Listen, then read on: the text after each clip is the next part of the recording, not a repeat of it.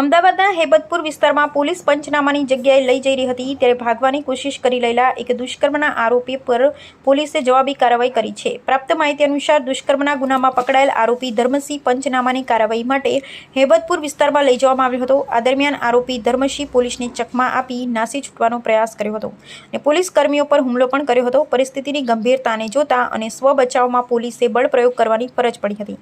પોલીસે આરોપીના પગના ભાગે ગોળી મારીને તેને ઝડપી પાડ્યો છે। આખી ઘટનામાં એક પોલીસ કર્મી પણ ઇજાગ્રસ્ત થયા। ઇજાગ્રસ્ત આરોપી ધર્મસિંહ અને પોલીસ કર્મી બંનેને તાત્કાલિક સારવાર અર્થે નજીકની હોસ્પિટલમાં ખસેડવામાં આવ્યા છે। હાલ સમગ્ર મામલે આનંદનગર પોલીસે ગુનો નોંધી વધુ કાયદેસરની તપાસ હાથ ધરી છે। અહેવાલ હિતેશ ઠક્કર, અમદાવાદ।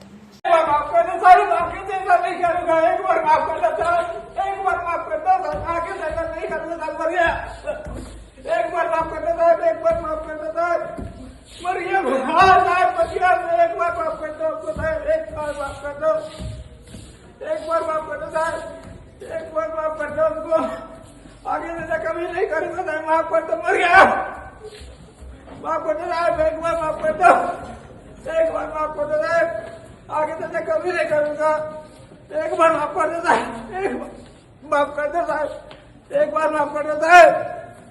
રેપના બનાવ બનેલો હતો એમાં અમદાવાદ પોલીસની અને જુદા જુદા ટીમ બનાવીને આરોપી ધરમસિંહ રામશંકરસિંહની ગણતરીને કલાકોમાં ધરપકડ થઈ હતી।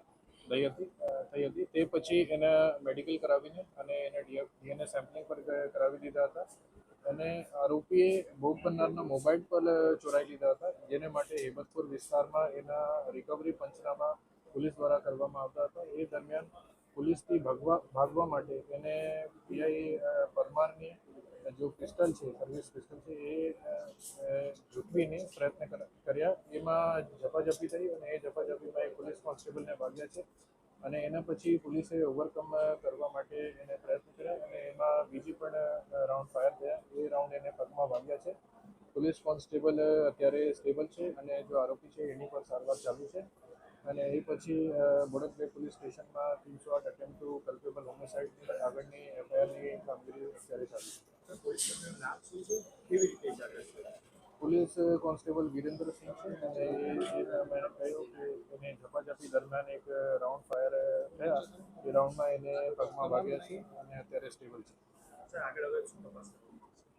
આગળ એની ઉપર એક એફઆઈઆર થશે 308 IPC attempt to culpable homicide અને એની ઉપર તપાસ કરવામાં આવશે।